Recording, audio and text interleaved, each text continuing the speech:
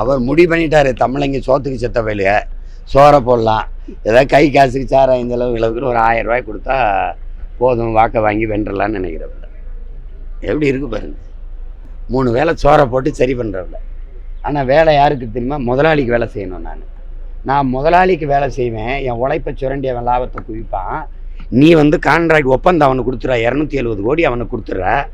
ஆனால் நான் வேலை செய்வேன், நான் செத்து போயிட்டா 10 லட்சம் அரசு என் காசில் மக்கள் காசில் கொடுப்பேன், எனக்கு என் மக்கள் காசில் சோறு போடுவேன். ஏன் அவன் என்ன பண்ணுவான் முதலாளி?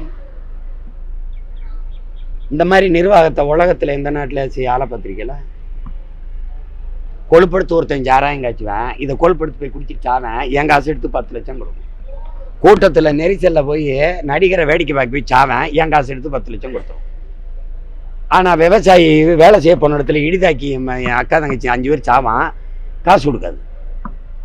நாட்டை பாதுகாக்க போய் இராணுவத்தில் செத்து வருவான், போய் ஒரு மாலை வச்சு ஒரு 10 லட்சம் 5 லட்சம் கொடுக்காது குடும்பத்துக்கு. எப்படிப்பட்ட நாடு பார்த்தியல்ல?